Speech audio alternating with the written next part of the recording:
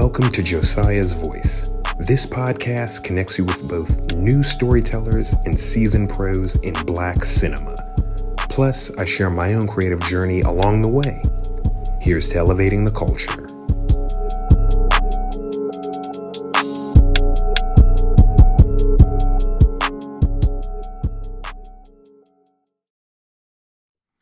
All right, what's up, everybody? This is Josiah. Welcome to another episode. I'm excited to chat with entertainment photographer Jai Lennard today of Color Positive.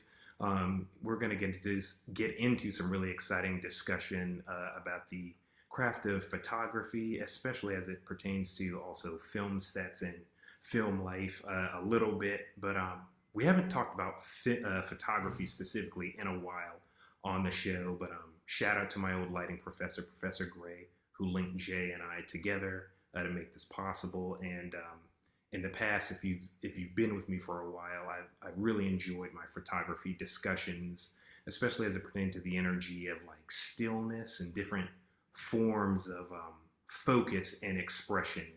That sometimes there's a little bit of overlap, and then sometimes there are some distinct differences between straight photography and screenwriting, producing, etc. But there's some overlap with different qualities of leadership and things like that.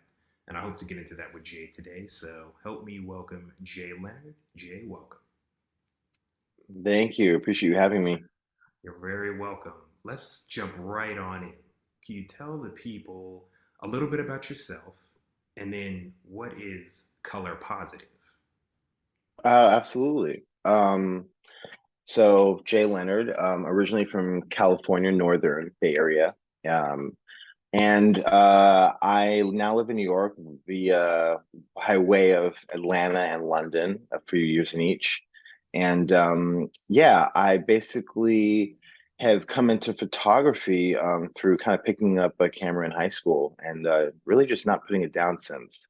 Um, I thought I might enter into the fashion world when I first got to New York because I was so enamored with it. But years of the practice, learning how to make art, working with other people, has led me to where I am now, which is really entertainment photography.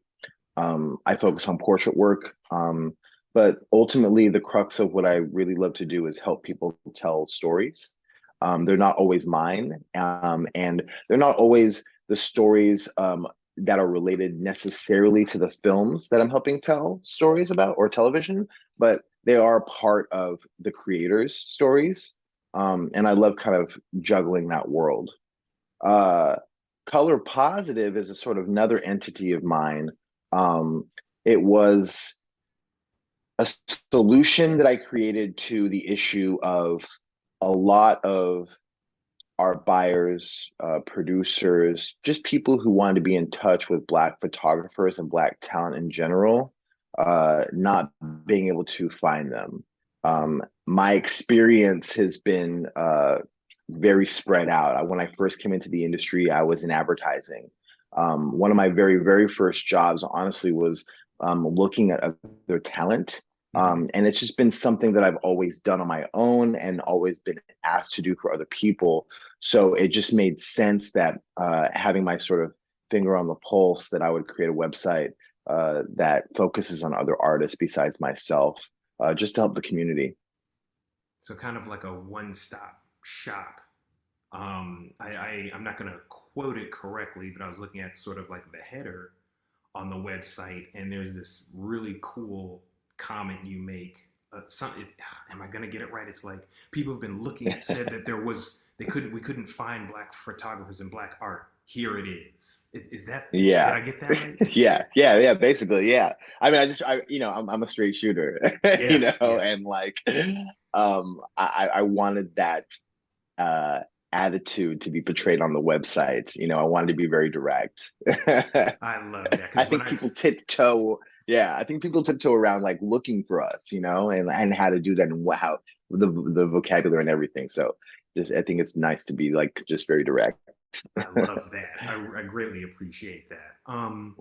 For those who are interested, what's the distinction between quote unquote regular photography or other photography and entertainment photography? Well, for me, entertainment photography really focuses around mostly film and television.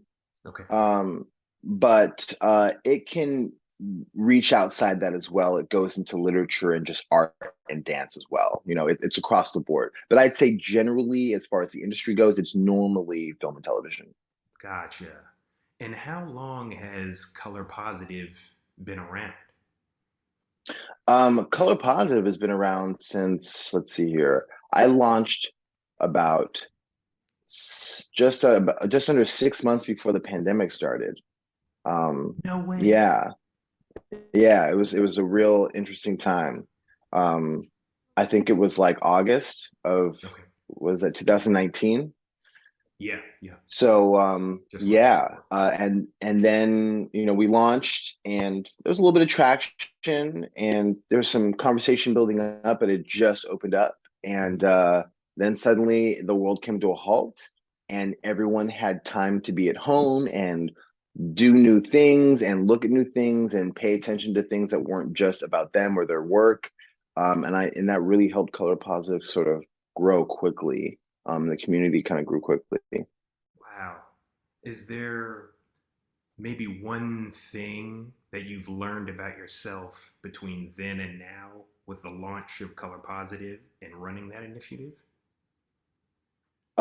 Yeah, there's a handful of things that I've learned. I know it's like um, narrow it down to one. That's so unfair. I know, but you know what? I gotta say, for me, the big one, um, is how to not spread yourself thin.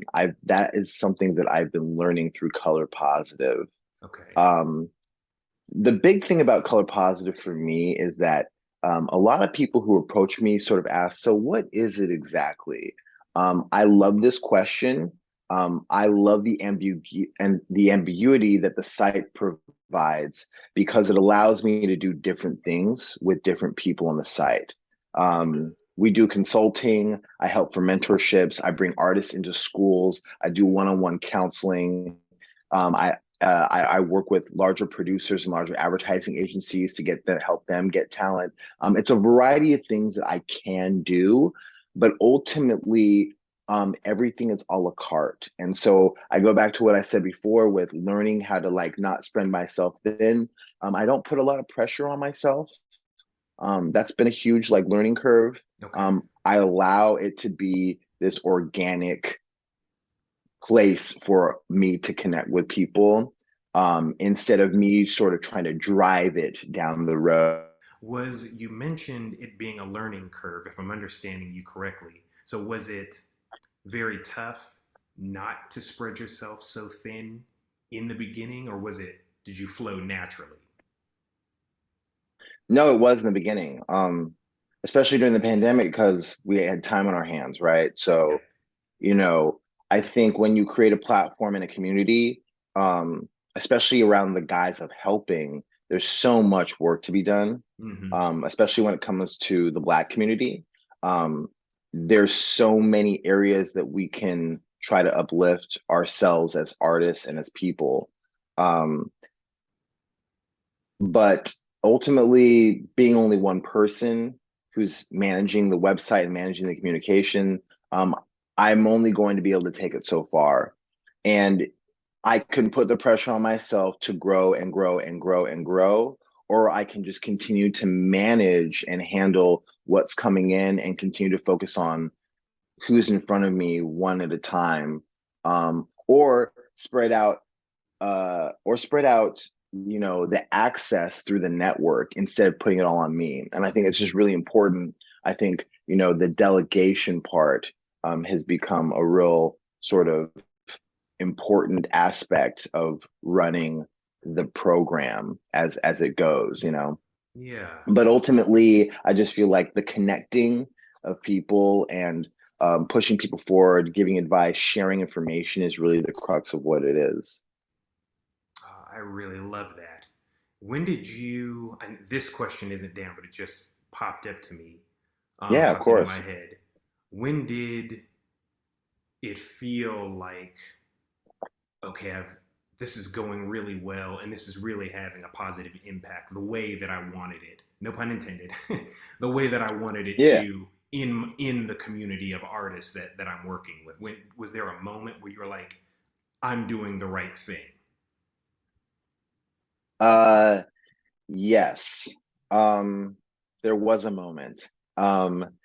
And I smile like that for a second because uh, I don't tell the story too often. And I'll leave out names, but Sure, sure. basically a larger magazine that's very well known had published a cover that received a bit of backlash during the pandemic and during a lot of the racial tension and Black Lives Matter movement, like Mhm. starting to really grow at the beginning of the pandemic. Um, and the Black community, and I think just artists in general, had a lot to say about the cover and who had been placed behind it. Um, and the moment that I realized that Color Positive was having an impact was that the director of that magazine reached out to Color Positive, not knowing it was me, but just the entity being like, we really should talk. We should get on the phone. I want to explain myself and our team about how we came to the decision of the cover, but I also want to hear from you about how you and the community feel about what's going on. Okay. That moment for me was really pinnacle. It showed the sort of power and the guise of what happens when community shows up, when we come together in numbers. Mhm. It makes a huge difference, you know. So that Okay. was a big moment for me, and that was only like, that was probably 8 months into the website being launched and me, running Instagram, and then only 2-3 months in the pandemic.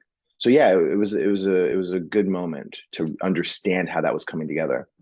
That's amazing. Was networking a strength you already had? Because I really do love the idea, especially in the Black entertainment community, at least as I've noticed it. Um, Even to the point of like how things were shifting with the pandemic, and Hmm. us all slowing down. It really did seem, at least to me, like was all of these opportunities or outlets of connectivity, were they always here, or am I just slowing down enough to notice them? Was networking a strength for you already, or did it start to grow at that time with Color Positive of the pandemic over the course of your career even? Oh, it grew, exponentially. I to answer your question though directly, yes, I do think networking has always been a strong point of mine. I think that's Excellent. kind of why I got into doing what I'm doing aside from my own personal work. Mm-hmm. Um, I love people. I love having conversations with them, talking about them, learning about them, generally, especially artists. Mm-hmm. Um, and so, yeah, the network thing, also considering that I'm just slightly older than the generation now, which is much larger as a group of artists coming in. Mm-hmm. Um, my network is pretty solid. I've been doing this for a few years, and not just photography, but just being in the industry for a few years, taking on different hats. So for me, it was always about my network hitting me up saying, hey, we trust you. We trust your opinion. We have questions. We need suggestions. And it was just basically to the point where that was happening so often. I was like, I can't keep going into my emails and looking back at what I said 3 months ago, 6 months ago, last year about who was who. So Mm-hmm. I need to just, especially nowadays, it's so easy to put a site together. You can do it in like 2 hours once you buy the site. Everything's plug and play. That's not the hard part. It goes back to the network. When I first launched it, it really took me about 2 months to even find like 15, 20 people, Oh Black wow. photographers, and Mm-hmm. like and other talent that I was focusing on. Um, by the time I launched, I had like 30 or so because I had like really started to like push that network and ask them, and hey, like who can I trust, who like worth the talent, like help me find them. But then once we launched, it was just really exponential. And again, I think not just because the network was there, but it is this trifecta. It's I launched the network, pandemic happened, everything slowed down, and the focus was now there, you know? So yeah, uh, it really just came together at the right time.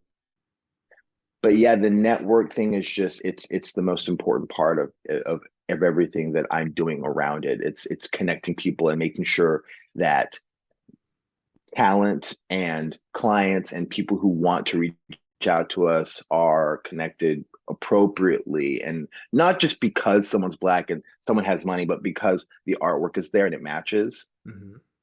I love that. How does it feel to be of service in this space, especially with your initiative and it's young and it's got the backing of your experience, of your network, of your passion. How does it feel to you to have birthed this new baby and just be contributing your part, your piece of service in this way? It feels great, honestly. And I think the best part of it is that I believe strongly that a lot of past generations have sort of bared this lie that if you put your focus outside of yourself, you can't succeed. If you put your Mm, focus into other people, you won't succeed. If you share certain knowledge, like things will be taken from you. I think like this lie, color positive for me proves that it's not true. Every day I put my time into other people, even if it's 15 minutes. Like, again, just 15 minutes could just be me waking up and scrolling through my feed and being like, who's out there, who's posting new work. It could be an hour of me consulting with someone or bringing someone on board.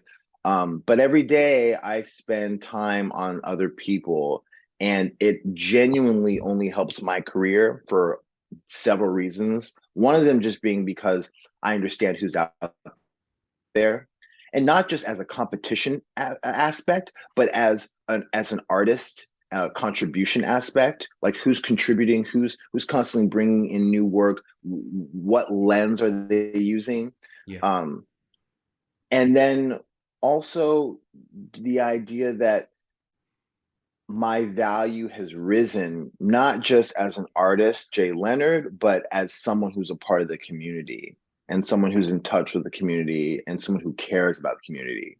So yeah, it's a huge uh it's a huge point for me to talk about that, because I think the sharing really allows us as artists to grow, and that idea is sort of new, you know? sure.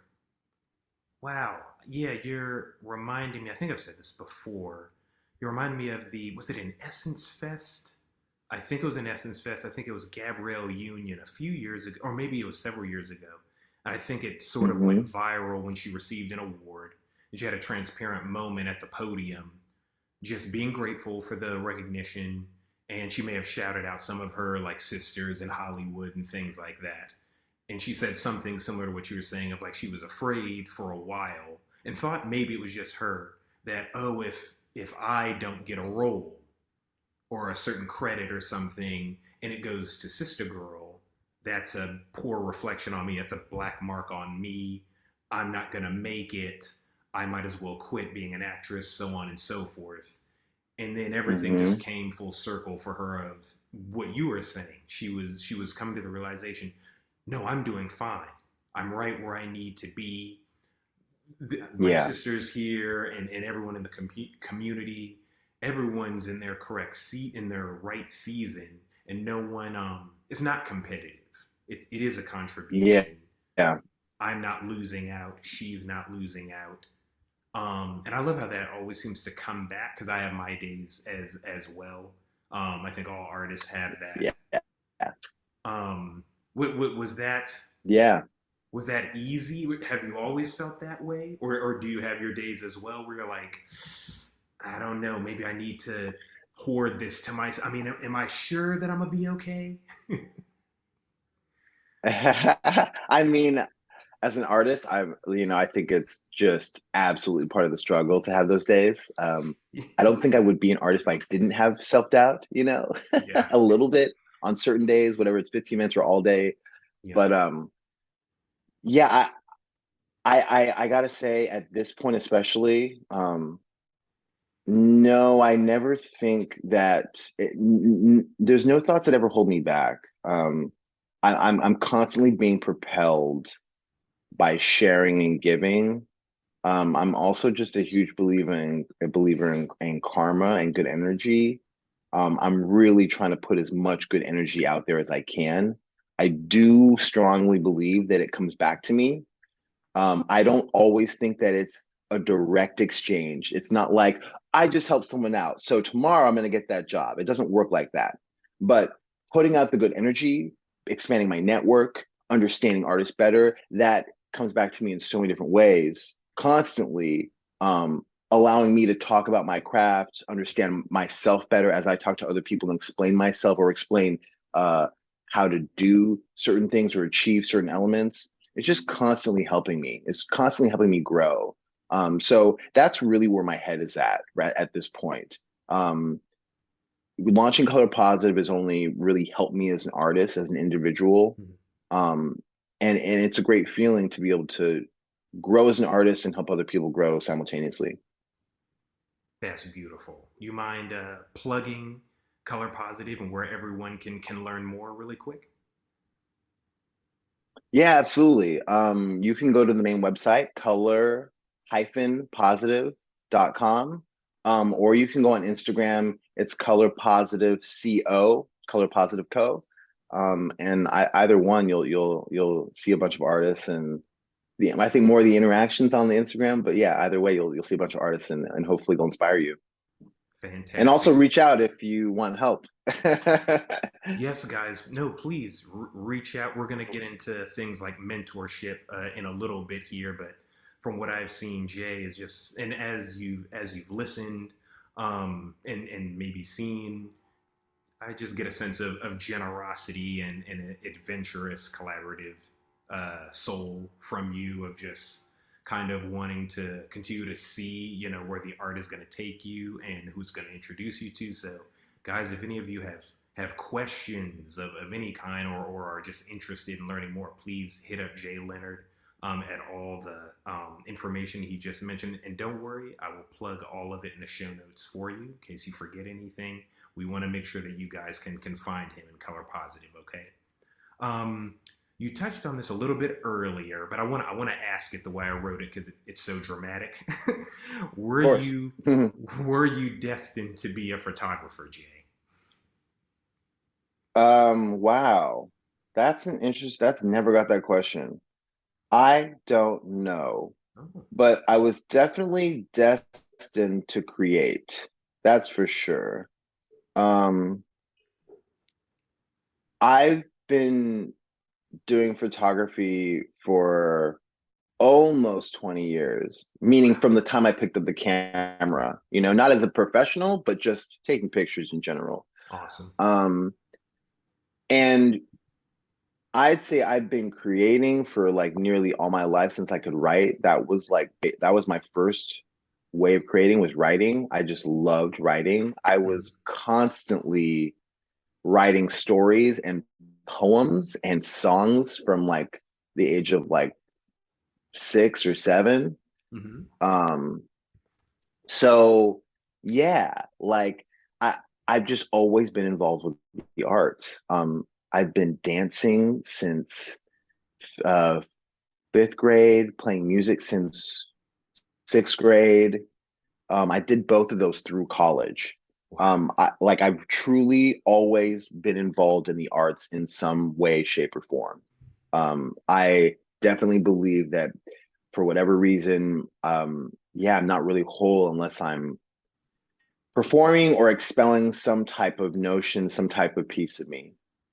But I'll say also to answer your question, the photography aspect for me, I love what I do right now. Like I truly love it. I feel like I'm still, after several years of being a professional now, still getting barely to the height of my career. and I'll do it for many more years. But despite how much I love it, I never thought that I would do it forever. It's a, it's a, it's a, it's a vehicle for me. Hmm. And it's a vehicle that I love driving right now. Um, and it's going to take me places, and I'm going to meet people, and I'm going to bring them along with me. And I'm going to continue to drive this car until I don't feel like it anymore, or until I get a new car. And that's fine. And I'm totally okay with that. But I'm always going to be driving down a road. It just might not be the same vehicle. I'm always going to be going somewhere. And that's sort of how I feel about photography right now. That's awesome. Drive it till the wheels fall off. Yeah, Yeah. that's fantastic. Can you demystify one thing about photography? hmm And if you have more you want to, have at it. But what's one thing you would like to demystify right here about photography? Um, Well, I'll say two because I want to reiterate the first one that I already gave, which was my biggest one is that helping other people in photography, sharing information, sharing personal notes about how you do things, uh, it doesn't take away from your craft. I think that's one of the biggest lies and sort of, myths about photography. It's not a solo sport necessarily. It's really not. It really does take community. Yeah, Um, And I think the other thing is, you know, make it personal. However, whatever that means to you, make it personal. Um, I think a lot of younger talent, as they should, learn from older, more experienced talent. And I think a lot of the time it means taking something that they've seen and making it their own. I hmm, think that's very well and good, but it should always be personal, even if you're doing that, because that's where the exploration really is. That's where people are going to start to see you. Um, that's when you as an artist come into play. that's beautiful. It doesn't take from you sharing information, notes, experiences. It brings us all together. It's a part of the creative experience, right? I love that. Yes, yeah, truly. That's great.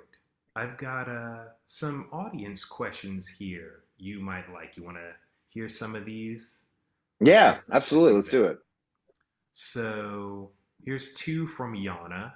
Her first one is good lighting on a budget, tips and tricks. Do you have any?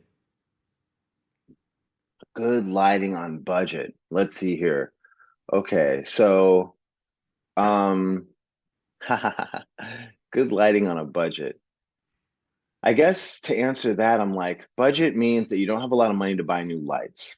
So my thought is that what you can do always, number one, the sun is our greatest asset, right? Yes. Um, it truly is. It truly is. There's yeah. So there's sort of three different ways I go. If I don't have a large budget, use the sun. Um, you can always manipulate the sun by so much. You can make it softer with a bed sheet. If you don't have access to a regular studio with like cinefoil or diffusion, you can use something else that's really thin. um, I've been in scenarios where I'm doing a portrait, and I don't have a bounce board, so I'll get a piece of cardboard and then tape white paper onto it. Hmm. you know Yeah. like that's cheap and easy, and it does the same exact effect. You can do the same thing with black paper or a black cloth, but using those two items to shape light, create negative and fill, does a lot. um, I think especially when it comes to not having a budget and you want to light something, if you can't control a lot of the light in the room, we look at images, especially of people, and we've all heard this. The the eyes are the windows to the soul. Yeah. People look to connect with the eyes. That's where they're going when they look into the image. Um, if it's not that someone's covering their face, it's about the energy. But normally for portrait work that I'm doing, I'm connecting.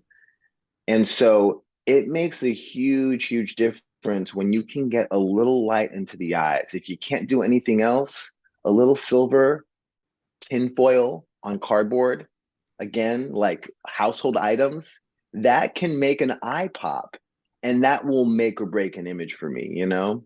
So little things like that, using household items, bed sheets, tinfoil, fax paper, cardboard, you can actually do quite a bit. Yeah. I mean, I could talk about lighting all day. God, that's amazing. Just stay creative. Just stay creative. Yeah, stay Okay. creative. Stay creative. And then I say, like, if you're actually going to use lights, go to the hardware store. Get regular bulbs. Hmm. Um, get daylight bulbs. If you're trying to do something during the day with window light, get regular tungsten bulbs if you want to match everything else in the room. Okay. And that'll always help you out. Awesome. Yana's next question: how do you know when you've got the shot? Oh man. Um, honestly, sometimes I never know. That's What? um, Okay. Wow. yeah, Okay. yeah. I mean, that's a. I think that's quite a personal sort of affect about Okay. how we feel about photography and or the work that we're doing. Um, don't get me wrong. A lot of the times, especially now, recently, I've been shooting for a while, and I gotta say, just in the last like year and a half, 2 years, have I gotten to a place where I'm like, you know what? I've been doing this long enough where no matter what happens, I'm going to show up and I'm going to get a good shot. Hmm. Um, just because of my technical abilities. Hmm. But knowing I got the shot um, is a whole other. Sometimes it's not about the lighting. Sometimes it is. Sometimes it's just about the energy between me and the subjects. Sometimes I'm just like, it feels good. It feels good. It feels good. This is it. This is it. Um, Sometimes I walk away and I'm like, I don't know what just happened. It was like a fog, just because you're in the Yeah. zone when you're shooting. And so Uh-huh. like I walk away being like I know I got something, but I don't know if it was the shot. And then it takes me several hours, maybe it takes me 2 days of going over stuff to Uh-huh. like be like, okay, there it is. There it is. It's a process.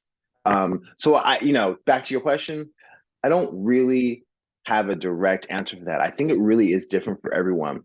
Um, but I will say you really have to be open. Heart has to be open when you're shooting. You have to be open to your subject. You have to be open to your surroundings. I do a lot of planning, but even aside from the planning I do, I walk on the set being open to what it's going to allow me to create once I'm there, once the energy is there, because Hmm. it's a collaboration. Okay. Well said. I like that. Okay. And then our last one from William. Hopefully, I won't butcher these. Technical question: Tri X or HP5? Um, I think those are camera models, guys. yeah, well, I think film. Um, Film. Okay. HP Ilford 5. So I'm a Tri-X person. Yeah, I think that the Tri-X has a certain quality to it, a certain texture to it that I prefer. The HP5 is a little smoother, Okay. and I like texture. So that's for me the difference. Yeah, Okay. So those are kinds of film, guys. Cool.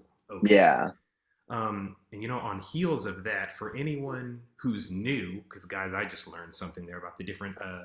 Do you also call those film stocks? Am I saying that correctly? yeah. Okay. Yes. Maybe on the heels of that, for anyone who doesn't know, you mind defining your earlier terms, bounce board, cinefoil and diffusion for anyone who's just Oh, curious. absolutely. Absolutely. So, bounce board is any basically foam board that's going to bounce light back. If I say bounce board on set, then it is going to bounce light, which means that it's reflective, meaning it's not going to be black. So it could be white, it could be gray, it could be anything that's actually going to bounce back light. Yeah, Um, Cinefoil uh, is, well, I said cinefoil before, but I meant tinfoil. gotcha. Um, Tinfoil is, as we know, wraparound food. It's reflective. It's silver. Um, Cinefoil is the exact opposite with the same material. Cinefoil is black in the same texture. So what you can do with it is you can wrap it in a way that's very malleable and manipulative, Mm-hmm. and create a black texture. So a lot of the times, if like, for example, I have a regular light, um, and I don't have a modifier, but I want it to be a very small window of light and it's wide, I can put cinefoil around the top and make it a smaller, narrow snoot for me to pass my light through. And then diffusion is really just it's different layers of see-through plastic that have different levels of grade to let light pass through. So you can do like half stop, quarter stop, full stop. It's just the density, but it's white and it slows down light when it passes through. So if I want to make something softer, I'm going to use diffusion. If I have a big light and I want to kind of slow it down and spread it out over once it hits the person's face, I'll put a layer of diffusion in front. Thank you for that. That's so cool. I remember Yeah. at when I studied film and first learned about the cinefoil in particular. I think someone said it just like that, and then when I saw it being put into action, I was like, "This is just the coolest thing ever." It never occurred to It is me cool. that on sets to get certain beams of light or certain effects with light, natural light, film lights, etc., that we could Yeah. mold light that way with cool pieces of technology, for lack of a better term, like cinefoil, just cool little hands-on tactile things. Like it's so cool. Absolutely. It's very cool. I just actually did a shoot, and I don't use it often, but I just did a shoot last year where I was photographing a someone at UCLA and campus. He's a professor. He has created a new program that talks about race and religion at the same time. Mm. And so I did a portrait of him and I used cinefoil. I basically made a flat sheet of cinefoil really thick and cut a cross into it and put it in front of my light and then projected the cross onto his face. Like you can do cool stuff like that with it, you know? That is Yeah. fire. Oh, I love it. Thank you, Yana and William, for those questions. Man, I love that part of the show where we're just nerding out about different techniques, Yeah, me technology. too, me too. It's great. Guys, if you're enjoying this, we're just going to take a quick break and then we'll be right back with more with Jay Leonard. And we're back, guys, with Jay Leonard. We were just nerding out about diffusion, bounce boards, how much Jay loves light, and just it was a really good time. And now we're back to get more in depth here. Um, this is a film podcast as well, so let's nerd out about TV and film for just a moment. Jay, did you have any favorite films and shows growing up? Yeah. I mean, okay, so I'm from the Bay, I'm from San Jose, California. Okay. Um, and if there's a few things that come out of the Bay, especially Northern California in general. I'm like right next to Santa Cruz and right underneath San Francisco. Skating is a huge part of my life. I've been Ah, skating since I could basically walk, since I was love like it. 4. And I'm gonna couple that with like where I grew up. I remember being a kid and our streets would get taken over for large films, Okay. all the time. And anyways, that said, when Back to the Future came out, Oh no, Um, no they way. didn't film it. They didn't film it in my neighborhood, but what they did do was they did the first screenings in my area. Oh, that's awesome. Um, yeah, it's just like such a huge part of my childhood. I mean, I don't think I've ever watched any other movie more. Oh, I love it. uh, Steven Spielberg, like it was the first, like I'm like, I'm like 7 and I know who Steven Spielberg is, Wow. like just Yeah. at a young age, understanding like who a director is and like not just that the movie was cool, but like I was like into the film, like the cinematography and like what was I knew something was being created. Yeah. Um, so yeah, that just had a huge effect on me. That was like just, that's always at the top of my list. I'm such a nerd. I like love Future. I love skating. Like it's just the perfect film for me. Yeah. Um, and then there's so many television shows. Um, it's hard to even just like focus on one. Like Uh, at this point, especially because I'm in entertainment so much, I got to be honest. Like this question gets harder because I actually watch so much, it gets kind of really? jumbled up in my head at this point. Yeah, I watch so much stuff.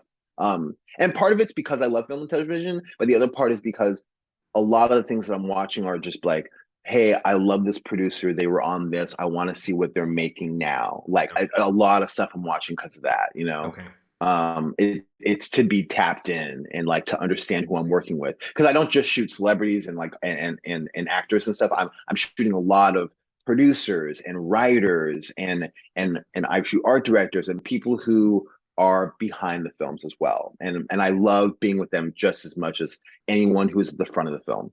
Mm. Um, so yeah, there's a lot of stuff. So yeah, back to your question. Back to the Future was like the main film. Um, I'm like, I should be able to at least say one show. What? Or even if we can fast forward to now if you want. Is there anything recent? Oh yeah. Um, anything recent? Let's see here. Well, actually, just because it's in front of me, and I'm kind of trying to wrap it up. Hmm. Atlanta, Yeah. um, Yeah. by Donald Glover. Yeah. Yeah, that's a special show for me, for a lot of reasons. I think the big one is not just because it focuses around the Black community and like art intricacies, but more so that it's magical realism. I'm a Sure. huge sort of sci-fi like fantasy person. Um, and you know, especially, you know, Black culture, we've always sort of been in entertainment, but we haven't always been able to tell our stories, right? So Right. it's especially now in the last several years while we're expanding our vocation and vocabulary in the arts, film and television, and our stories. uh, I really think that sci-fi, and fantasy and magical realisms are amazing vehicles for us to do that because it helps bring other people in. Yeah. So yeah, Atlanta's a huge one for me because he really toes that line at certain times. You'll be in a really regular moment inside a liquor store, but something is like uncanny, something's strange, something sort of otherworldly sometimes that pops into the stories. And I just really love that. Yeah. Me too. It does seem like magical realism and surrealism and sci-fi fantasy, especially surrealism. Since you're talking about Donald Glover, that seems to be a major vehicle as well in the uncanny of just bringing people in and Hmm. putting a spotlight on different idiosyncrasies of the Black community. I'm even thinking of like I'm a little new to him, like Boots Riley with like "Sorry to Bother Yeah. You," or I think he's got a new show coming Yes. at the time of Yes. this recording. I'm a Virgo with Jarrell Jerome, and something to do with a Yes. giant young Black kid and the adventures he's having in his city, and I think Swarm is coming out to take it back to Donald Glover, and Yes. there's probably going to be a lot Yeah, totally. of surrealism, examining fan culture and fan culture in the Black community and music, etc. They're just very, you're Lovecraft right. Country. Lovecraft Country. Exactly. I don't know how I missed that one. Octavia Butler, right? Yeah, I I believe. think that Octavia Butler's the original is the writer for that story. Yeah, it's very. I mean, that's very sci-fi, but I just think that those types of avenues for us to meld our history and where we're going and how we think Hmm. is just they're really great vehicles. I love that stuff. Yeah. No, that's awesome. Big fan of Atlanta. Um, would you be able to describe what your first like film TV gig was like, or a I've lesson got to learned? think about that. Um, Film TV gig was like, um, I'm like, what was it? That's what I'm thinking about. No, it's okay. Oh No man. worries. Okay, you know what? I'll tell you this. I'll tell you this. Actually, Okay. I can tell you a story. Um, it was a pinnacle moment for me. Okay. But I'll also say this story is not necessarily, it's my story, but it wasn't my job. Okay. This is a moment where I was still assisting other photographers, learning the craft, learning about the industry, going on people's sets. Um, I worked with a really great photographer based out in New York named Wesley Mann, and he brought me on to help me assist him. And that was my first time even knowing that the Hollywood Reporter, which is like one of the largest entertainment magazines, existed. And on that shoot, we were at uh, basically next door to the HBO headquarters. At that time, which was towards Midtown in Manhattan, and we were with oh my God, this is awful that I'm about to uh, forget his name. I'm so bad at this. I'm just gonna look it up, bro. Sure. No, go ahead. Insanely famous director, insanely famous. You're gonna laugh at me when I tell you who this is. Um, Sorry, one second. No, go ahead. Take your time. Well, either way, insanely famous director. I'll tell you in a second. Um, we were with him, and it was just a big moment of understanding how to tell stories through portraits, Hmm. and also what it meant to help tell that story through someone else who was telling their story. Um, Working with directors who have done films is a real treasure and treat for me. Hmm. We have a lot in common. I love that I get to sort of amplify them as someone who's behind camera with their story. So yeah, that was my very first time um, being on set with someone in that nature, in that capacity. It was very special. That was years ago. And I walked off that shoot being like, this is my path. Like it was so clear to me. It was like it Okay. became absolutely clear when I walked off that set. I was like, this is my path. I'm going to work for Hollywood Reporter. Like that's it. It took me several years, but now we have a relationship and now I work for them constantly. But yeah, that was a turning point for me. Yeah. Wow. That's a cool story. That's really, yeah, and I love, if anyone's unfamiliar, the Hollywood Reporter has round tables. That seems to be getting bigger and bigger these days Yeah. at different media Yes. outlets to demystify process, give you a peek into some of your favorite celebrities or maybe celebrity artists you're not aware of, and their creative process, their past, what they have maybe coming up later, and just different roundtables and things like that.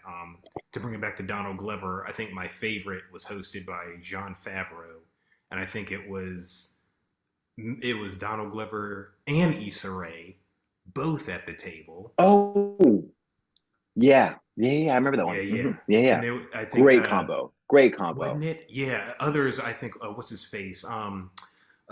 Just directed Babylon. Chazelle. I'm forgetting his first name for some Yeah, reason. yeah. Damien Chazelle or Yeah, that's it. Yep.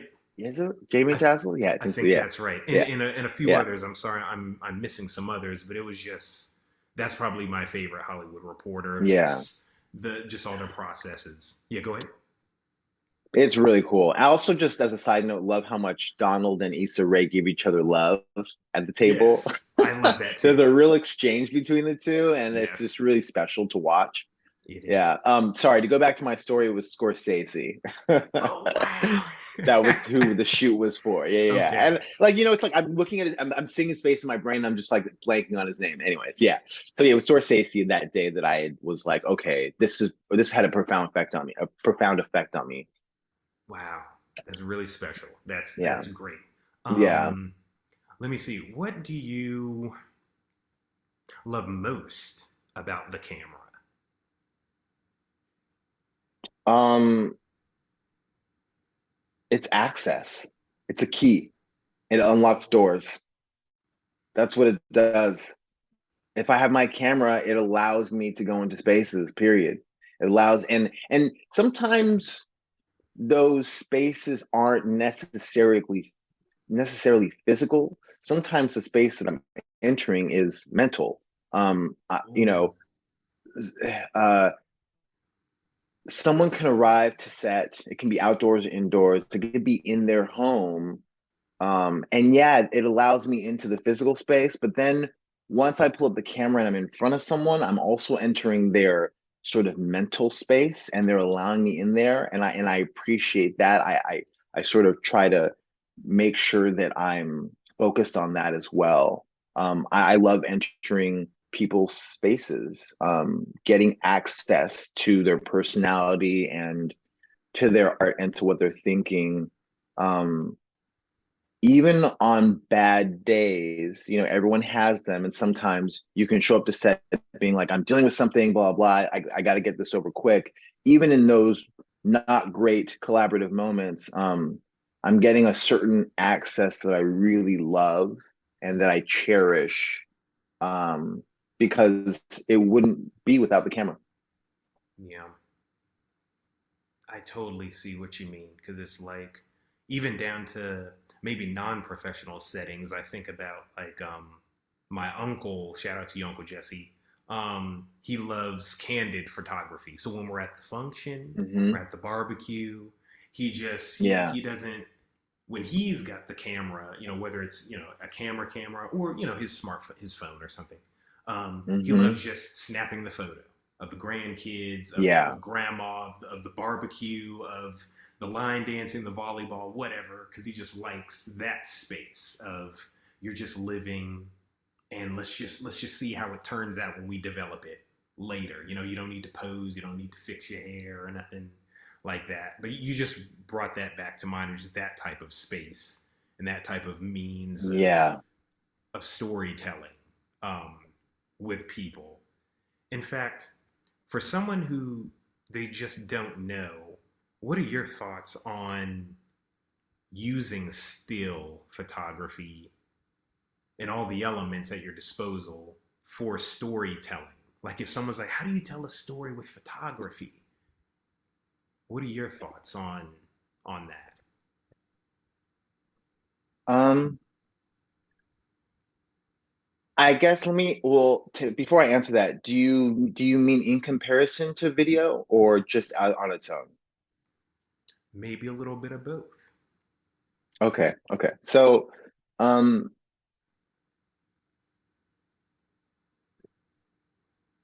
for me, photography is really just a moment, right, from a larger picture.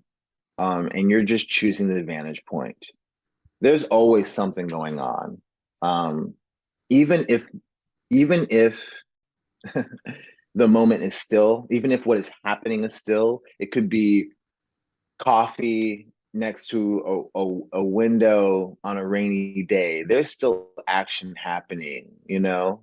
You're just pulling away a moment or instance from that to tell you or whoever is looking what that greater moment is. When I started doing pictures, uh, I was much more on the fine art end, and I was creating stories, and I was doing a lot more writing, and then chopping up the story and pulling an image to create for the story. A lot of my stills were really about people in much larger moments, and you were just getting a glimpse inside. That's really where all my photography came from. Um, and that was about picking and choosing what I wanted to say. It wasn't just about who was in the image. It was about where they were, Mm-hmm. and it was also about what was around them. What were the pieces that I were going to include in the image? I was literally picking everything from the bed to the nightstand to whatever object that was on the floor or next to them. That's how I was really sort of directing, Mm-hmm. more like a film versus a still, but then just pulling the still out. Um, and I just think for me in that mind frame, it's simple, it's easier because you're only pulling out the one still versus trying to get a lot of motion and heart into a lot of moments put together. Mm-hmm. So yeah, that's more or less how I used to look at it and still look at it. Um, Creating moments for people that will hopefully last. That will hopefully last. Because I mean, no pun intended, but it is also like a frozen moment in time too. Um, Yeah, it's like, what are we talking about? It's like, yeah, and it's like, what story or what magic or what thing in the frame or whatever leapt out to you um, yeah. when you were doing that. When you're um, doing a project, it could be you mentioned like it could be celebrities, it could be other types of subjects. How do you or how did you learn to gain trust? I feel like you mentioned something about trust a little bit earlier in the conversation. Yeah. How do you hmm go about that? Um, so that is something that I feel like I've come to find is sort of innate to who I am. Mm, Especially after having worked with so many photographers before being my own photographer, before going on my own. I worked with so many for like nearly 8 years. I was just working on other people's sets. Um, and I found over that experience that the energy that you bring is so important. It's so important. Um, for me, I am genuinely someone who is grateful and um, gracious when I'm on set. Those two things I try to put at the forefront of my energy when I'm around people on set, especially my subjects. mhm. Um, but as far as techniques and manipulating the energy, especially being someone who came from music, um, I am someone who relies heavily on music to dictate the mood and energy of my shoots. Um, Okay. I mean, it's so rare that I don't have music going. And I'll also say I am in no sorts any sort of DJ, but because I love music so much and because I've been around it, and because I played it so long, I have a fairly vast repertoire of what I like. Mhm. And it's also rare for me to not get at least one or two people on every set who come up to me saying, "Hey, can I get this playlist later?" Yo, I love That's the that. energy I'm looking for. That's the energy I'm trying to create. I want people to want to be there and be like, oh, I don't want to leave yet. Like that's the energy I'm trying to create. Even if it's 10, 15 minutes. Um, I had a shoot at the beginning of the pandemic when people were trying to figure out how to shoot because we couldn't even be in the same rooms, right? Like there was Yeah. the vaccines were 10 months out. Like we are just getting people were just sort of like, how do we keep going sort of scenario. I was people were starting to create the people were starting to produce all these um Zoom shoots and long distance shooting scenarios. One I did a handful of those. One of them was for InStyle magazine. Mm. And ye, This was right before The Matrix came out. So Yahya Abdul Mateen was doing Hmm. PR. So he's in Germany. I'm in New York, and production's in LA. But he has a team with him that's been COVID compliant with him, right? So they're in a room with him shooting two cameras video, which is also a good story because considering that you also talk to a lot of directors and directing a video, um, and I'm directing through production on the video to him in Germany.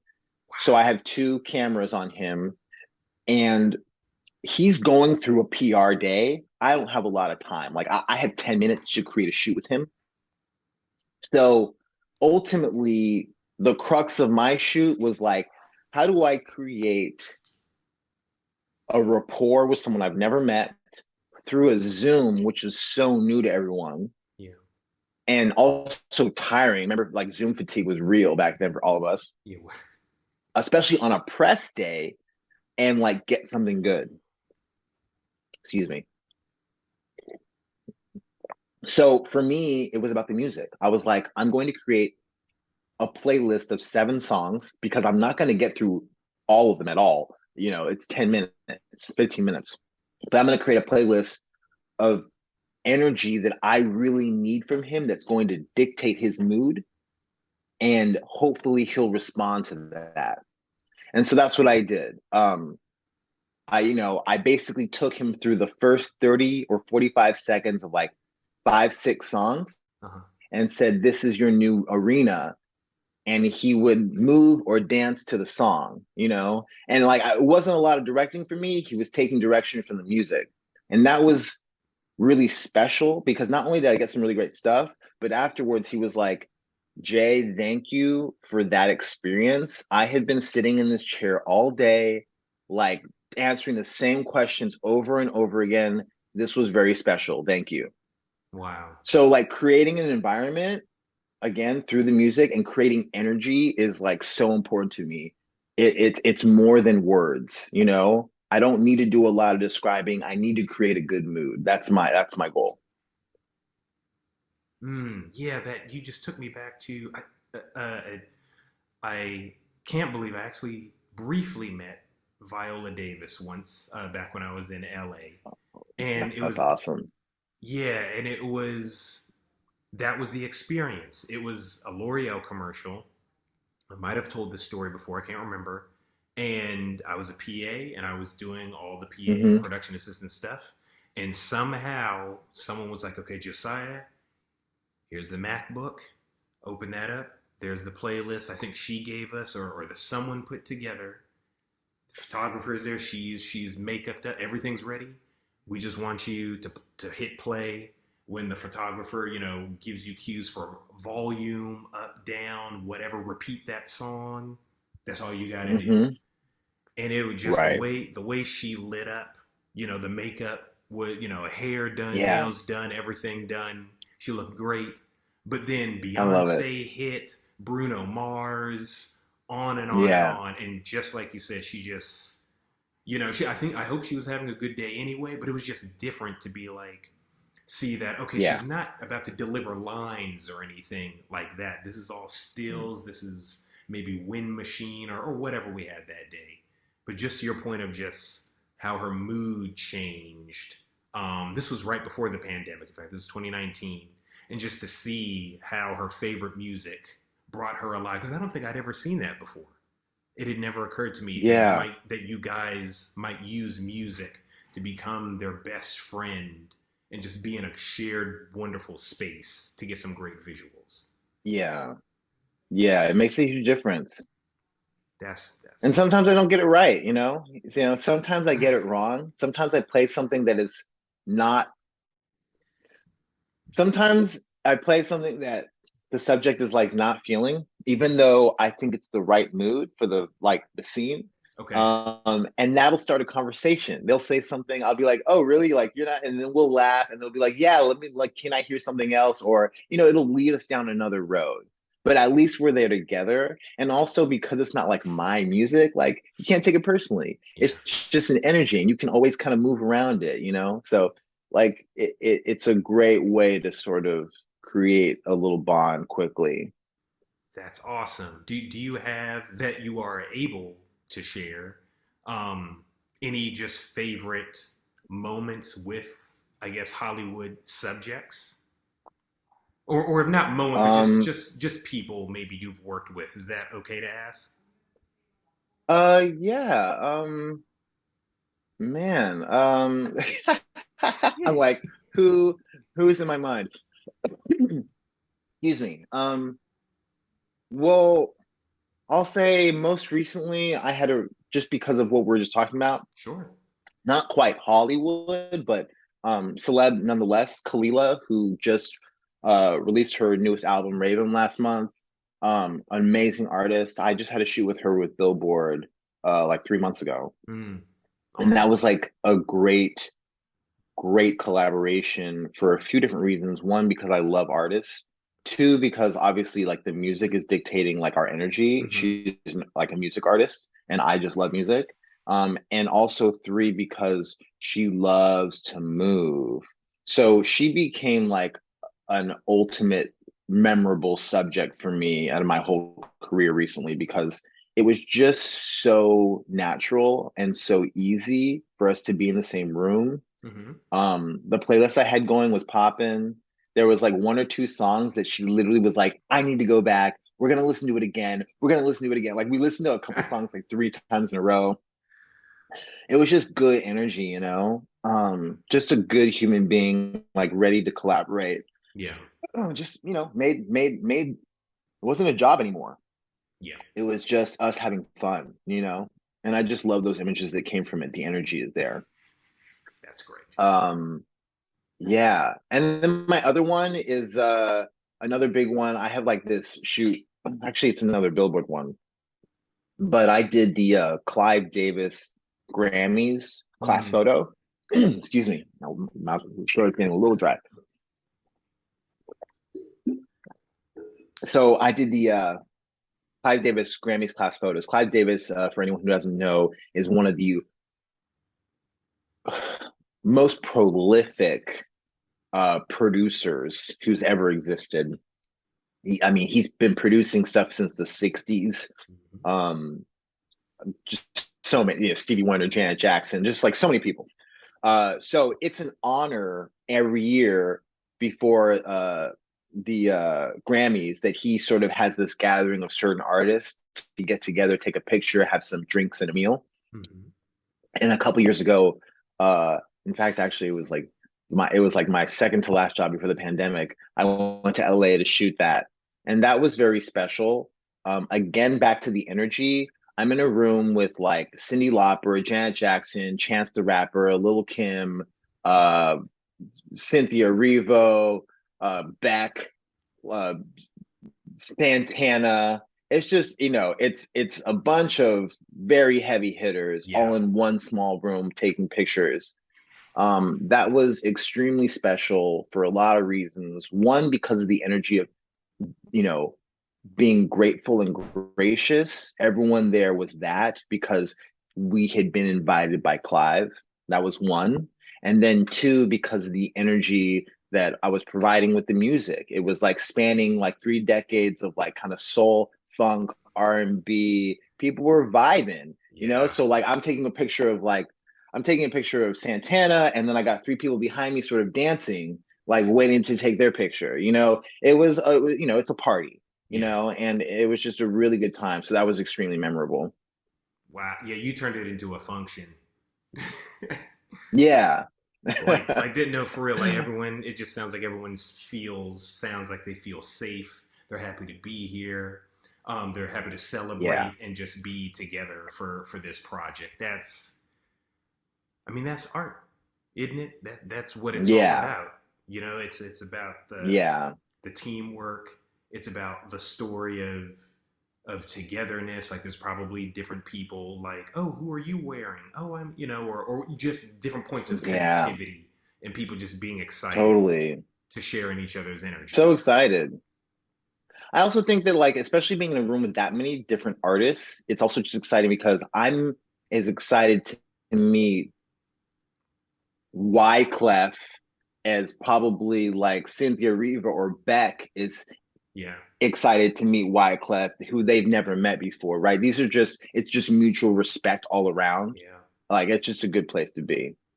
That's awesome. Um, what elements have taught you the most? What I mean by that is it could be lenses, it could be style of portraiture, lighting, composition, color, stillness. Mm, color, color Oh, by far. how come? Um, all skills are, developed through practice. Um, but color is unique because we all see color differently. If we see one plus two on the paper, Hmm. it equals three no matter who's saying it in any language. But if you see red on white versus red, the same color red on black, it will look a little different. The color spectrum and how we are as individuals and how our eyes see and what is happening with light, and again, perspective on what is surrounding the color that we're seeing, the absence of color, that is all relative. So to understand that fully and to be able to manipulate it completely changes the work that you create. Mm. It took me a while to learn that. I learned that through a photographer much later. Excuse me. But that completely changed my portfolio, like reworking color. It's something that I focus on now, and it's something that I teach a lot of like my mentees and kids that are coming in now. A lot of the times that the younger folks who are reaching out to me for help, what do I do next? What should I shoot? How does the work look? I'd say 8 out of 10 times the work is pretty solid. They obviously need to shoot more because they're young and just get more experience, but the work is pretty solid. Their color is pretty bad. Oh, They're just not seeing it. They're not seeing that, oh, this subject's skin has extremely green midtones because of how they shot it and like did manipulate it. They're just not trained to see the color. But then I'll go in with them and then I'll take out the green and show them, and they'll be like, "Oh my god, now I see the green that it's not there." See, so that's why it's the absence of color. It's just such a learning process, such a learning curve to do color. So I feel like that tool is always something that I talk about first. It changes the mood. You can take the same picture and give it to 10 people and it'll look different after they do it. yeah. Wow. Yeah, that I hope this is connected. It's now to take it back to Issa. I'm trying to remember the director's name and the cinematographer, but I remember someone on Twitter, on Black Twitter. Oh, They they were were talking about how, oh, uh-huh. what? Do you know where I'm going? They were upset about something, and they were like, "There's no way you're on Issa I think I Rae's do. I think I do. Go for it. you're on Issa Rae's Yeah. internet, and you got these black bodies looking like this in this movie. Like we know what's possible Yo, now, guys." And they were talking about color yo. too. Color. Yeah, yeah, absolutely. I mean, yo, I remember this conversation was very important.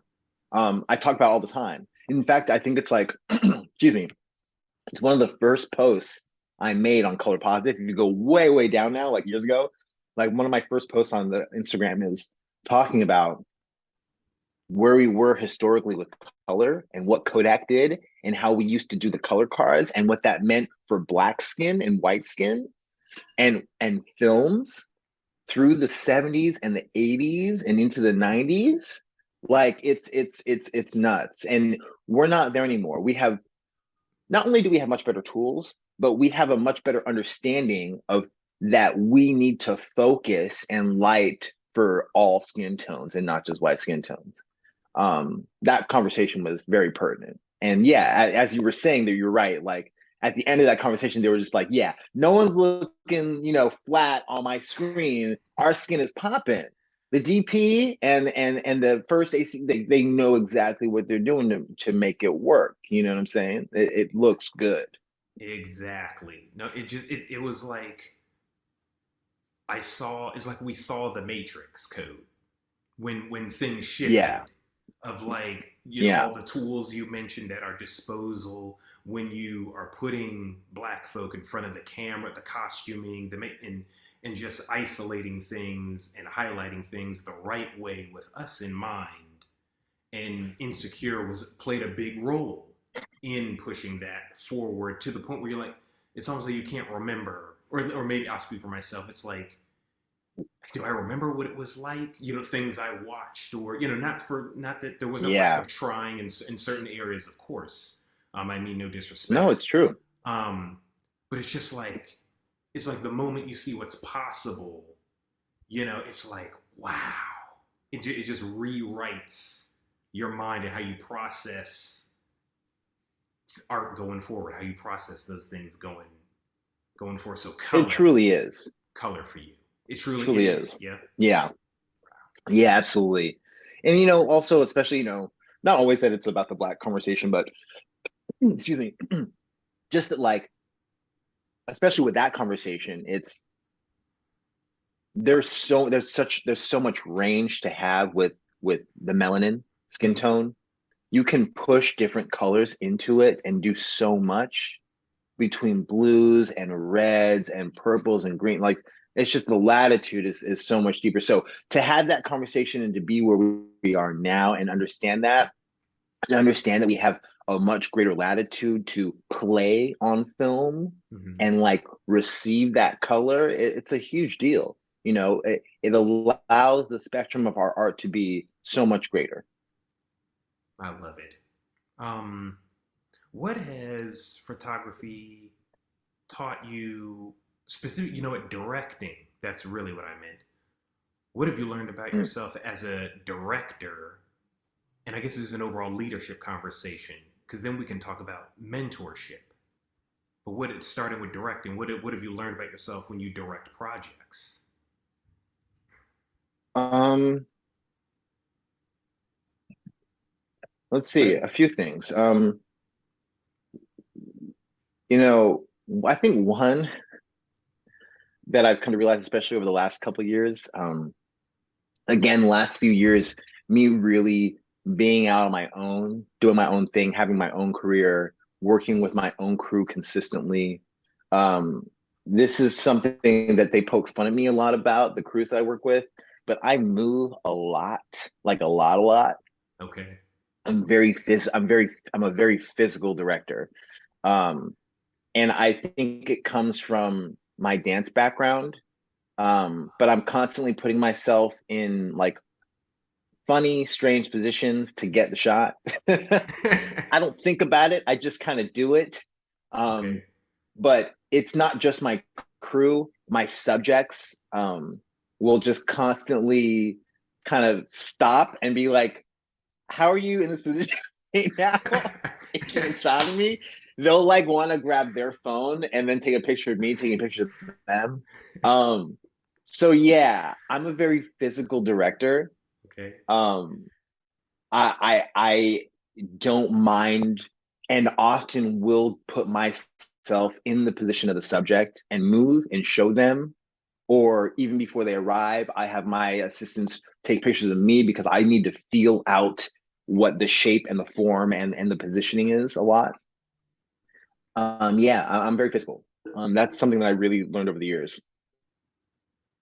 Um, and then the other thing I think that's big for me is about me directing is I'm really about intimacy. I am constantly trying to get to set and create an intimate moment. It may not be the picture that's intimate, but I want to create something intimate between me and the subject. Um, and that's through my energy and through my voice and through what I say to them and how I approach them. I try to be delicate. Um,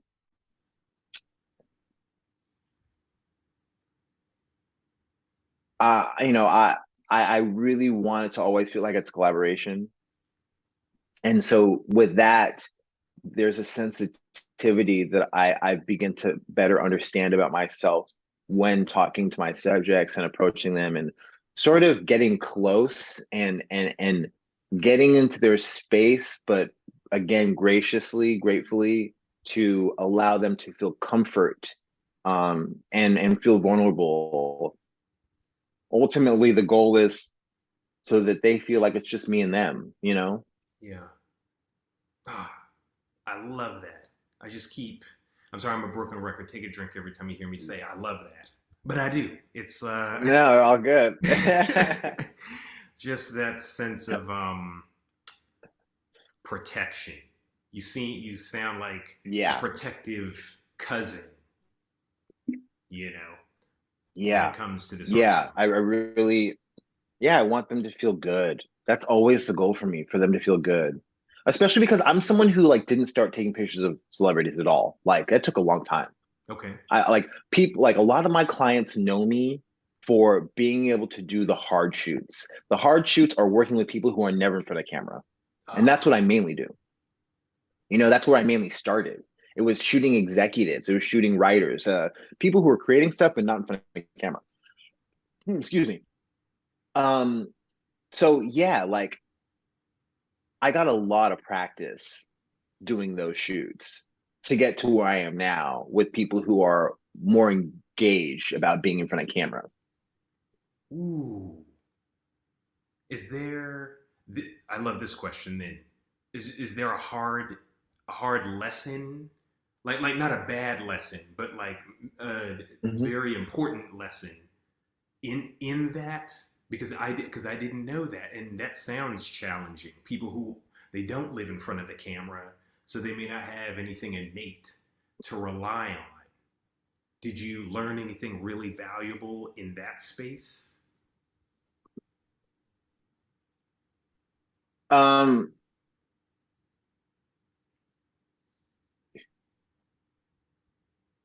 you can't change someone's mind about themselves. That's probably not going to happen, especially in 15, 20 minutes. But you can change their mind about the experience that they're having in that moment. A lot, I say that because a lot of the people who show up, especially not on like the actor side, front of camera side, who show up to my sets, yeah, back to take a drink. If someone took a drink for every time somebody came to my set and said, I'm awful in front of the camera. I mean, man, Sure. whew, it's nearly every time. At this point, like I disregard it, but I acknowledge, right? It's something for me that's like, this is someone coming on a set giving me a waiver. Like, hey, if the picture's bad, it's because I'm not good, you know? Yeah. And I respect that. It's most people who are uncomfortable say it. It's just sort of it's something that comes out. Um, And I'm not going to be able to change their mind about how they feel about themselves or about pictures in 15, 20 minutes. Even if I take a great one, it's about focusing on, is the energy good right now? Can I let them forget about all the other bad pictures and just have a good moment for a second? Sometimes it's just about talking, like get them into the mood about something good. you know, well, Depending on the type of year, I'll be like, yeah, what was your last vacation? We just got off holiday. What was that? Like, just like trying to get into a good mood. And like, that's where I'm just constantly trying to get to. Mm, I love that. It just tumbled Yeah. out.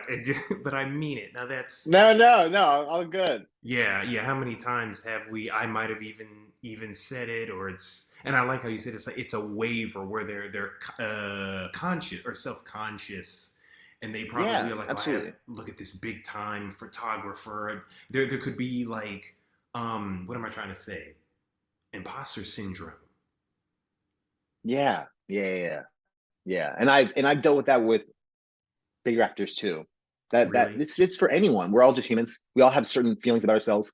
Not every person who's on a television show.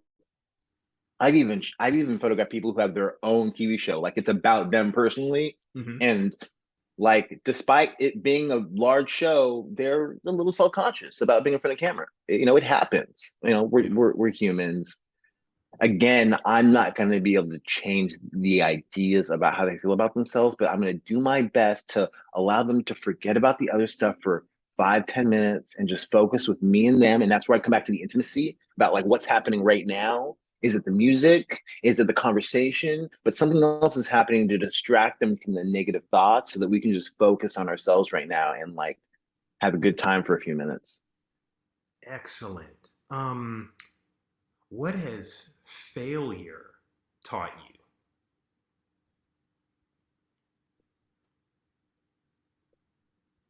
Keep going. you? Keep on Keep pushing. going. Yeah. Um, I can't say yet that failure as a whole has taught me anything in general. Every time, and because also, failure is it's to each their own, Is it relative what to I different? consider failure, yeah, it's relative. Yeah, absolutely. It's just so relative. So what I consider failure might not be failure for someone else. Um, so for me, it's always sort of case by case scenario. But I think the underlying thought always is keep going because whatever didn't work, you learned why. And now you know to take it in mind for the next one. It's just learned experience constantly. Um, and it's good because you know what, if I thought it was always going well, I don't know what I would really be learning. More so in the last, several shoots or last year, I should say, I've been in a shifting of my own art and just trying to explore more. It's easy to get locked into a successful scenario, meaning like, um, for example, there are other photographers who I used to work for who only had one light setup, and they would use that same light setup outdoors or indoors, black person, white person, any color in between. Um, but they were locked in. They were locked into that set. It was their set. It was their light. It was just what they do. I think it's easy to get locked into successful scenarios and not want to change from them. And again, to each their own, but you're going to learn so much more by taking a chance, by experimenting, by trying something different. Yeah. I just did a shoot, a few days ago where I was like, I'm gonna, I was like, I remember the moment I was like, I had this backdrop. It's gonna push me into a certain scenario that I would normally do, but I need to continue to try and push. And so I did. And the images that came out are cool. I don't know if I absolutely fell in love with them, but I also learned something. So it's a mix. Does that mean your own creative process changes or shifts from time to time, or does it stay the same or have some staples? Oh, it's constantly shifting. Yeah. I do have some stables, but it's constantly shifting too. I have things that I rely on, but I'm constantly trying to reach outside the box. And so for me, that's like I'll enter a shoot, and depending on how much time I have, I'll do something safe, I'll try something experimental, and then maybe something in between. But I'm always trying to do the gamut in the one shoot. Yeah. Awesome. Okay. Let me see. What do we have here? Any advice to your younger self or to newbies to photography? Yeah. The biggest piece of advice I always have, especially for my younger self, which is such a sort of cliche aspect or thought, but it's shoot your butt off. It's so easy to get caught up into the mentality of only if I had this, I could do this shoot. Only if I had this person or this prop or this camera or this place, I'm missing something. I think it's just so easy to be like, I don't have this thing. I don't have this aspect. Um, it's so easy to say that because of the shoots, it delays the shoot, it delays the process. You want things to be perfect. I'm an overthinker personally. especially as someone who started off creating scenes, casting someone, getting props and locations and stuff, especially with someone like very hands-on. Um, I delayed a lot of my work a lot. And I had people around me, older, mentors in certain ways saying, just shoot more, just shoot more, just shoot more.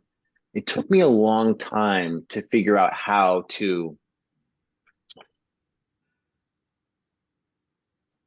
drive through that wall of, you know, what I don't have that's stopping me to just get through and just to create something. It took me a really long time to get there. So yes, whenever I think back to that question about my younger self, I just think I wish I could have told myself or just had another sort of drive to push through at a younger age, because making the mistakes, not having certain things really pushes you. And it's just about creating. It's just about consistently creating. It's the most important thing. Just consistently create. There's so many reasons to that. One, because you learn so much, and two, because it's a driving force. It's very much a snowball to create and then create and then create. It's not only for you, but it's for the other people around you. It shows aspects of your work ethic. It shows aspects of how you like to create and what your drive is. And that alone will attract other people to collaborate and to help you in your process. It's huge. There's a lot of aspects to it. But yeah, again, back to your question directly, it's to like don't stop. Don't hold yourself back. Don't get caught up. Just create it. Just get it done. Even if it's not fully what you wanted to materialize, you'll then have the slightly materialized image or video that you are going to present to someone else to be like, I want it to be this now, but it's always a step forward. Like, don't be perfect is some of the way I hear you talking, and Yes. a lot of it is shoestring budget. To take it back, a lot of callbacks in this episode I'm enjoying. A callback to Issa, Yeah. you've probably heard of, like, shoestring budget, broke Hmm. productions, I think as she put it, taught her a lot. Totally.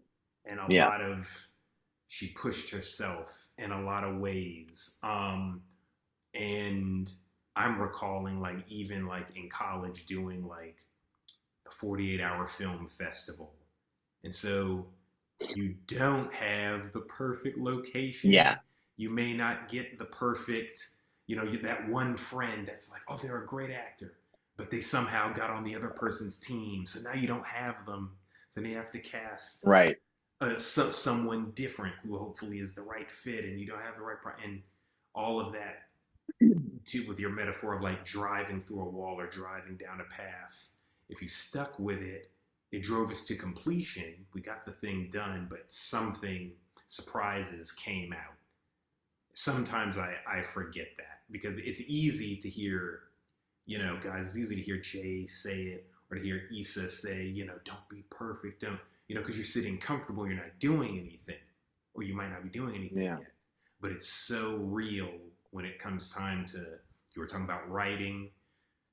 Oh my gosh, the cursor's blinking Yeah. and it's Yeah. like Yeah. Yeah. the empty canvas if you're a painter or whatever, but it's like, what did you just say? Something about the consistency or continuum of creativity.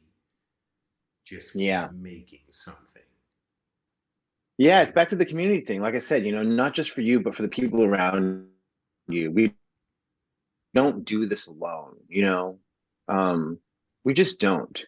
Even if you're a still life artist doing work in your room with just little products, you're bringing other people into the room through influence, you know? yeah, And at the very least, um, so it's always a collaboration. It really is a community effort to create art.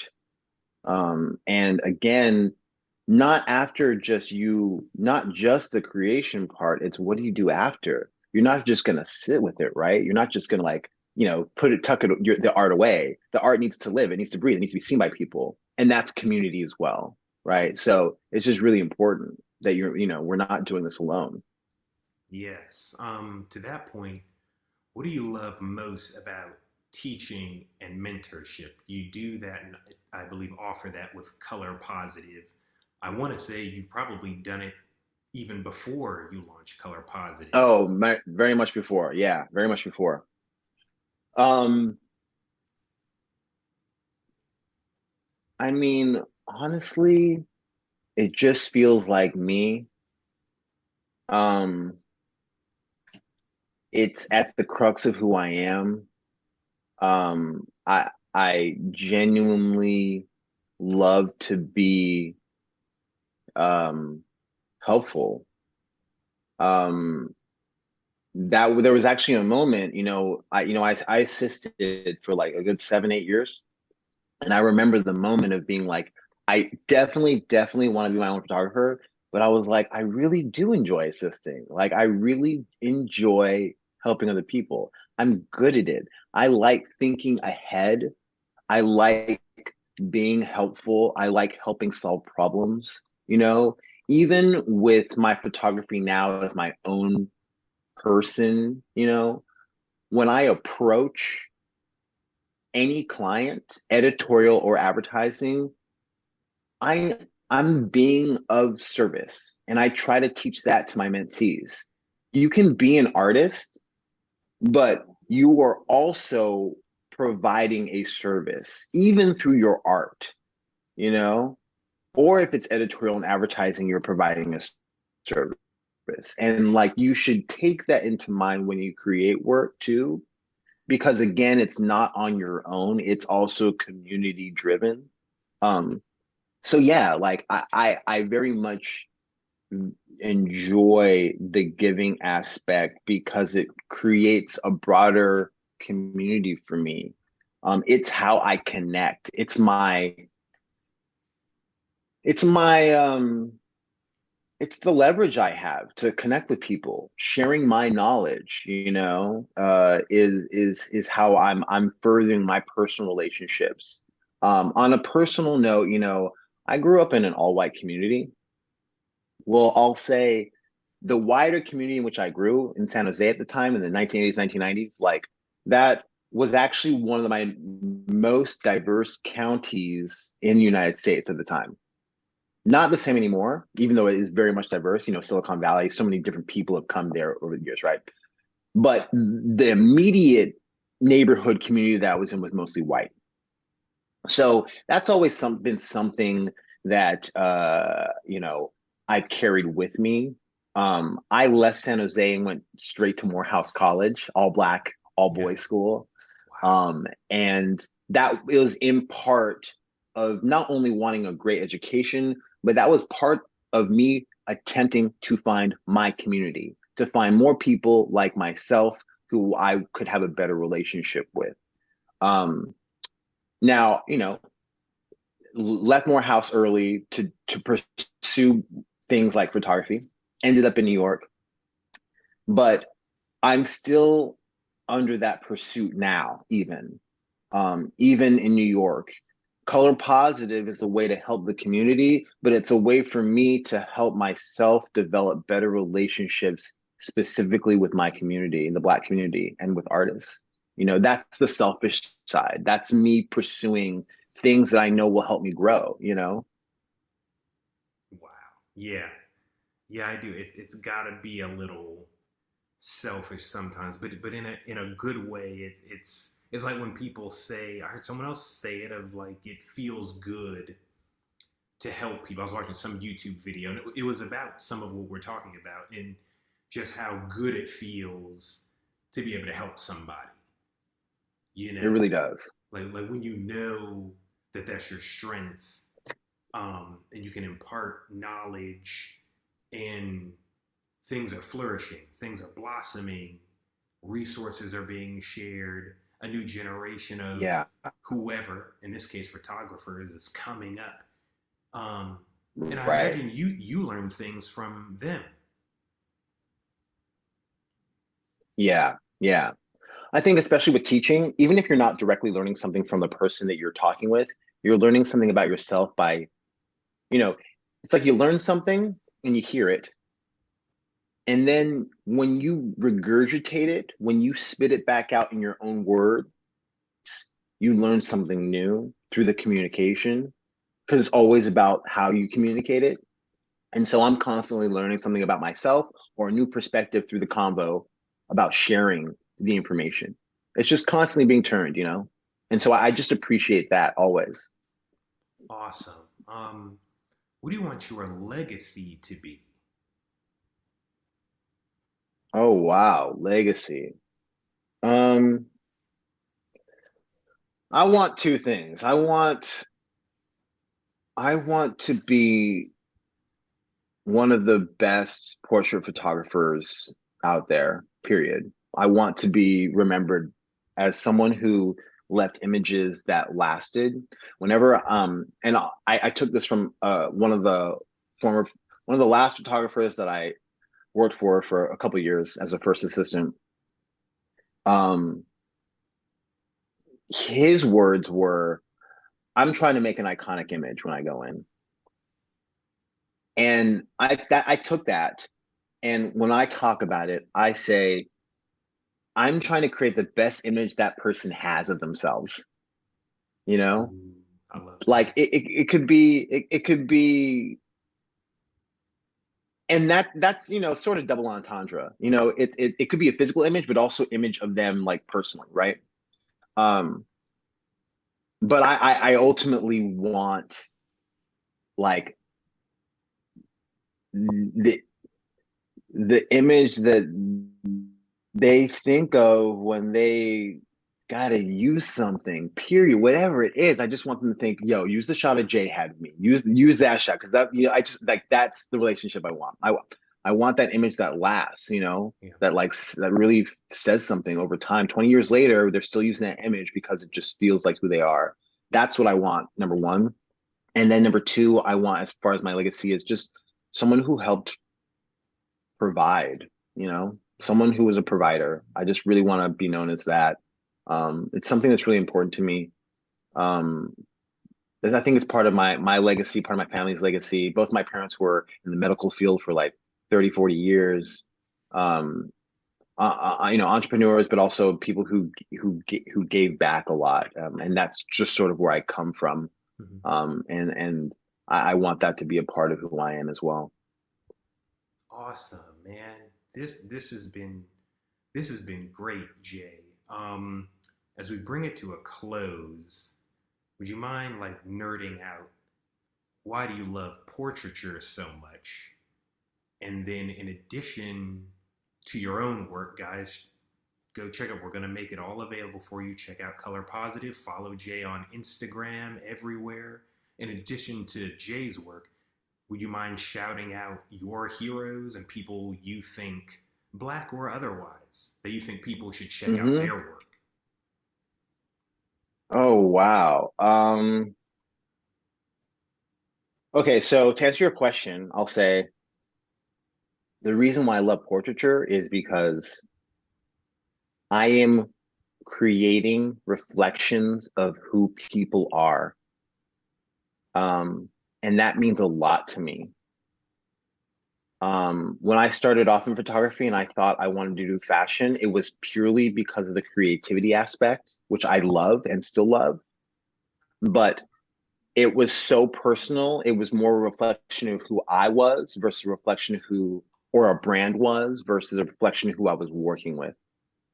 Doing portrait photography is bringing out someone, bringing out something inside someone, bringing out something inside myself as well. I love creating reflections of people about who they are in that moment or who they are in long term.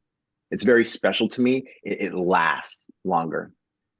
Um, Yeah. and some people that I think of who, I mean, they do it so well. I think one of my first and biggest influences was Annie Leibovitz. She just really came in, at a time when portraiture was just so hot, and she was really doing some really great work. Um, I've been on some of her sets. Um, Awesome. these days, Joe Puglisi. I hope I'm not saying that last name wrong. Puglisi. He's amazing. Also shoots for Hollywood Reporter and Billboard a lot. He's someone who I've been looking up to for a long time. And through creating Color Positive, I've been able to connect with him. And he's not even a black photographer. He's just someone who respects and likes to shout out a lot of other people too. He's someone who I respect because he shares his platform, shares his work, but also shares other people's work on his platform. Not shy to do that. Love that about him. Just beautiful portrait work. Great reflections of people. Um, uh, Philip Toledano.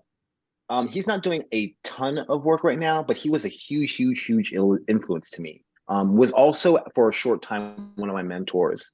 But Philip Toledano is an English portrait photographer who is just all about creativity, all about good energy. I just learned a lot from him. Just a creator. Doesn't matter what it is. Um, he'll create a great image. He just creates work. He has other artwork. He has installation work. He has paintings that are his that he actually didn't paint. He's a funny dude. He likes to play sort of with the idea of what creation is. Uh-huh. Very cool. He's someone who toes that line, sort of like Richard Prince toes that line of what is art and what is ownership. Um, yeah, I could go. There's more people, but yeah, those are the people who pop up to me right now. Yeah.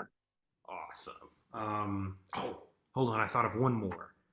I got to give you the opportunity to say, is there anything else you'd like to say about lighting? Oh, about lighting? Oh man. It's so important. I'm like, so that's got to be like a technical conversation, but it's so important to me. It's like it's my favorite thing. I love controlling light. It's how I tell my stories. It's like that's what I focus on. I also think it's honestly like at this point the thing that my clients reach out to me about. It's like they're like, we know Jay's going to get great lighting. Like we know Jay's going to finesse it a bit. Yeah. We don't have to worry about like the eyes not popping or the shadows being too heavy. Like I can do a range of things. I can manipulate a range of things just because I have the experience, and I've been doing it for a while. It's just how clients and people sort of know me for my work, the lighting. So I love it. Um, and also, I'm gonna also just say I'll add on. It's a great business tool. A lot of people don't depend on the lighting because it's a lot of effort and a lot of like manipulating, but not just that. For me, it's a great business tool because it's part of my tool set. I get to bring on these tools, and it's another avenue of the business, which is a whole other conversation about making money and adding and creating a bigger budget and doing cool things. Great business tool. Like, okay, and yes, it is so imperative, especially in the world we're talking about, the world of photography. So I love how you broke that down. That's great. Yeah, This thanks. You're welcome. This is Jay. This has been fantastic. Really appreciate the you sitting Oh, down my pleasure. to talk with me and just It's tell me been these. great. It has okay, good, good. It's Yeah. just this togetherness and just these stories you've been sharing. It's been great, guys. If you really enjoyed this, again, please follow Jay on social media. He's on Instagram. Follow his initiative, Color Positive. Ask him questions. Ask him lighting questions, Hmm. business questions. We touched on business just a little bit in this discussion. Um, Mentorship. He loves coming to schools and different facilities and organizations to share his wealth of knowledge. Um, please get involved if it resonates with you. And I really hope that it does. If you enjoyed this, please subscribe to Josiah's Voice on Black Filmmaking. Again, I can't say it enough, Jay. This has been great. I will absolutely stay in touch on Instagram. Absolutely. Thank you again, Professor Gray, for the link. I'm glad you two got to Absolutely. work together. This is what it's about. Like you said, is this the collaboration, and Yeah. I hope your phone is ringing off the Yes. hook and your inbox is always full. Thank you, my man. I really appreciate that. It has been great. Appreciate the conversation. You're welcome. Guys, I'll talk to you on the next one, okay? I hope you enjoyed this. Peace out.